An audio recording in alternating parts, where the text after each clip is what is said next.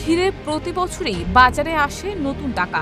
এবছর নতুন টাকায় আসবে নতুন ডিজাইনও। ঈদুল আজহার আগে পরে ধাপে ধাপে বাজারে আসবে এইসব নতুন ডিজাইনের নোট। তবে নতুন নোটগুলোর নকশায় আর থাকছে না বঙ্গবন্ধু শেখ মুজিবুর রহমানের ছবি।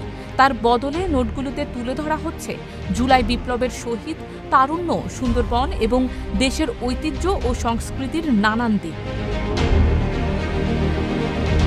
বাংলাদেশ ব্যাংক সূত্রে জানা গেছে ২৭ মে বাজারে আসছে নতুন ২০ টাকার নোট, যাতে থাকবে কান্তজিউ মন্দির ও একটি বৌদ্ধ মন্দিরের ছবি।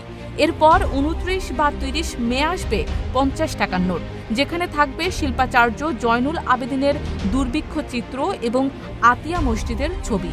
এছাড়া ২ জুন বাজারে ছাড়া হবে ১০০০ টাকার নোট, যাতে দেখা যাবে বঙ্গভবন ও জাতীয় স্মৃতিসৌধের প্রতিকৃতি। বাংলাদেশ ব্যাংকের মুখপাত্র ও নির্বাহী পরিচালক আরিফ হোসেন খান জানিয়েছেন, নতুন নোটগুলোর ডিজাইন চূড়ান্ত করা হয়েছে এবং এর ছাপার কাজ শুরু হয়েছে। তিনি বলেন, এবার কোনো নোটেই মানুষের সম্পূর্ণ ছবি রাখা হয়নি, বরং নকশায় তুলে ধরা হয়েছে শহীদদের আত্মত্যাগ, তারুণ্যের প্রতীক, প্রাকৃতিক ও সাংস্কৃতিক বৈচিত্র্য। ঈদের পর বাজারে আসবে ৫ টাকার নতুন নোট, যেখানে থাকবে আবু সাঈদ ও মুগ্ধের অবয়ব। ইউরোপ থেকে নিরাপত্তা কাগজ সরবরাহে বিলম্বের কারণে এই নোটটি কিছুটা দেরিতে ছাড়া হচ্ছে।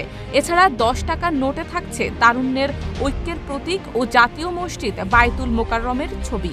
১০০ টাকার নোটে দেখা যাবে ইউনেস্কোর স্বীকৃত সুন্দরবনের চিত্রাহরিণ ও রয়্যাল বেঙ্গল টাইগার, যা সরকার পরিবর্তনের পর নোট রূপান্তরের প্রতীক হিসেবে বিবেচিত হচ্ছে।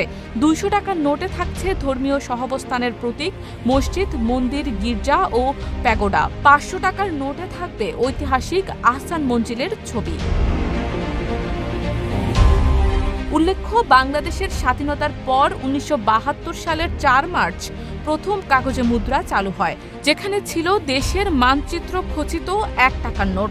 পরবর্তী সময়ে ৫, ১০, ৫০, ১০০ ও ৫০০ টাকার নোট আসে পর্যায়ক্রমে।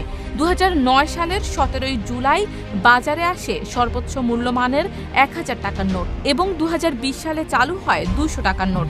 এবার নতুন রূপে ফিরে আসছে এই নোটগুলো, যা দেশের ইতিহাস, ঐতিহ্য ও সংস্কৃতির সঙ্গে নতুন প্রজন্মকে পরিচয় করিয়ে দেবে। শারমিন নিশু, ঢাকা পোস্ট।